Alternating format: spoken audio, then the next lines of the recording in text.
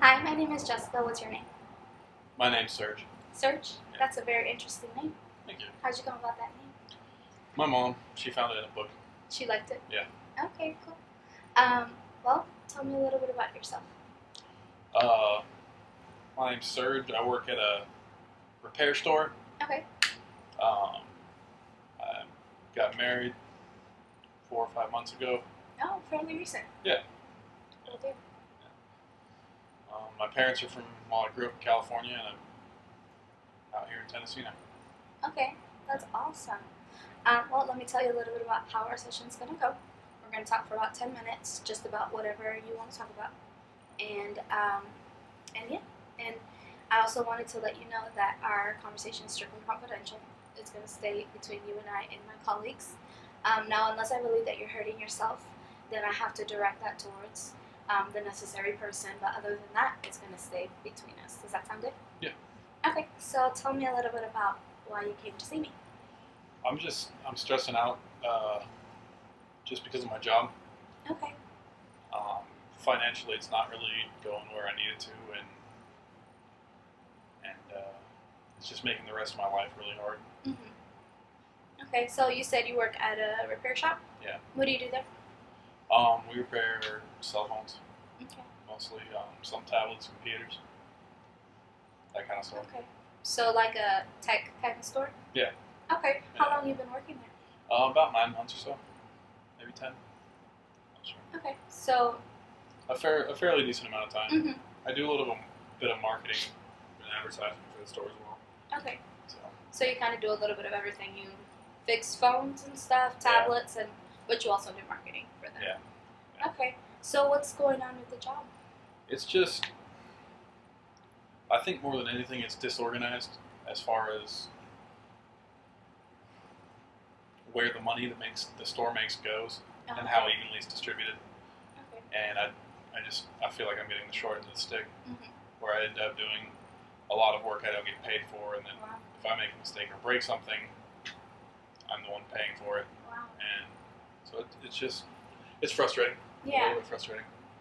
I can see how that's frustrating. You know, you work, you go, you expect to get paid for your work, and then you don't, and then if something breaks or something, and you have to pay for it, Comes out of my check. I can definitely see why that is very stressful. So and it's hard too because it's a commission job. So if no one's walking the door, I'm not making any money. So okay, yeah, that doesn't sound like an easy thing to deal with, especially when you have other financial responsibilities. I'm sure. It's not consistent at any rate. I mean, there's months where it's really good, and then there's months where it's like, hey, how are we paying bills this month? So. Okay. When did you notice that this job was becoming an issue for you? Probably about 3 months ago. Which, at that time, when I was kind of starting to say, okay, I don't think this is going to work out, we were on the verge of making changes towards organization. So I was like, okay, well, I kind of want to see where this goes. Like, this could turn into something really great because it's a small business, it's growing. I'm an important employee there. At least I'm told I'm an important employee. Mm-hmm. But just in the last 2.5 months or so, it hasn't gone anywhere. I haven't seen the organization that was promised. They've made some progress, but it's not progress fast enough to make me want to stay around. Mm-hmm. Okay. So about 3 months ago, you started noticing that there was an issue here. Okay. And it's kind of made you not want to stay in that job. Made you kind of want to move on. And it's not just the financial things. Just how the business is handled sometimes can be frustrating, and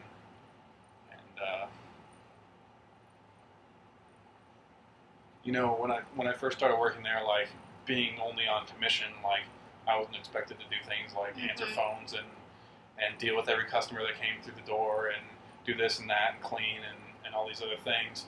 And you want to be a team player when you work somewhere. So like if someone else is busy and they can't get to the phone, or they're trying to get some work done and customers are waiting, and I'm just sitting there not doing anything, well, I can answer the phone. I don't mind doing that. Yeah. And it's gone from like, oh, thanks for pitching in, to, hey, why aren't you picking up the phone? It's like, well, I'm working on something first, and second, I don't get paid to answer your damn phone. Okay, so it seems like not only is this job financially an issue because again, you get paid. You started as commission, but even now that you aren't just on commission, it's still a problem because it's not exactly where you need it to be. You're still on commission. Okay. Still on commission. But then it's also a problem because now it's like you're expected to do all of these extra things that you weren't planning on. Initially, I'm not getting paid for them, and like, I guess kind of the attitude of management about what my work expectations are. It's really frustrating when you aren't getting paid to do something, but someone acts like you owe them that. Yeah. And it's like, hey, I've been doing this to pitch in and be part of the team. I want to see the business succeed.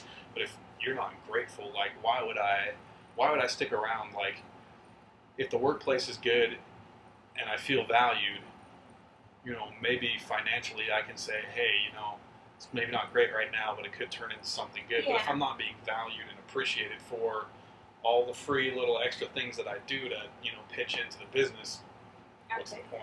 Yeah. So some key things are finances, extra jobs that you didn't initially start, and then also this you wanting to feel like, hey, they include me as a team player and they appreciate me, because then at least that would compensate for the financial aspect. Yeah. Or at least make it be like, okay, I can stick around another 2 months and see where it goes financially. Yeah. See if things improve, if we can't find more stuff for me to do around there, if I can get training to do more around there. But it's just not happening.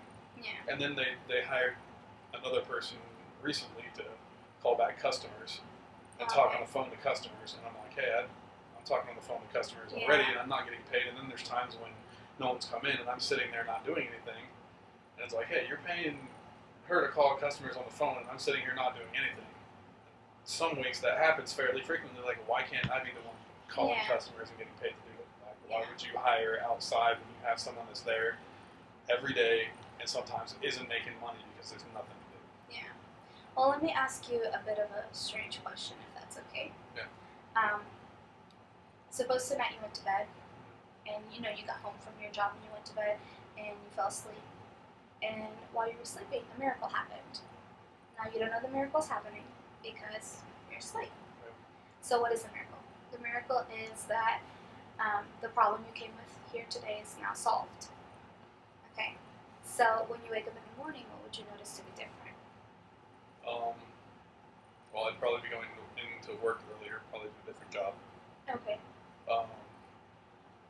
It would probably be something fairly stable where I knew how much money I was going to make, and a lot easier to budget out and know how much money I could be saving every paycheck and all that.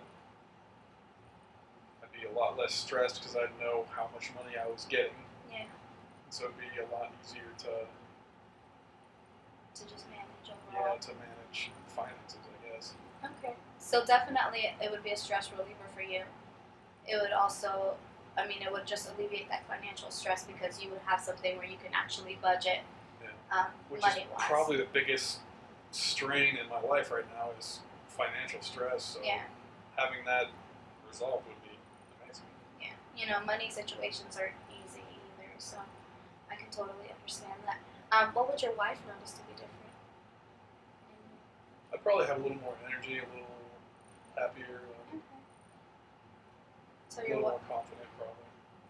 So your wife would kind of just see you be happier. Okay. What about work? How would that be different? Besides the financial advantage, of course. Just probably less frustration about work in general. Okay. Maybe not dreading the week quite as much. Because it's not, you go in because you got to make money, but it's not fun to go in somewhere when you know, like, hey, like, there's a potential I might not make that much today, and I'm going to sit here and do a bunch of stuff for free, and no one's even going to say thanks. Yeah. Okay, so you would definitely feel more appreciated in your job.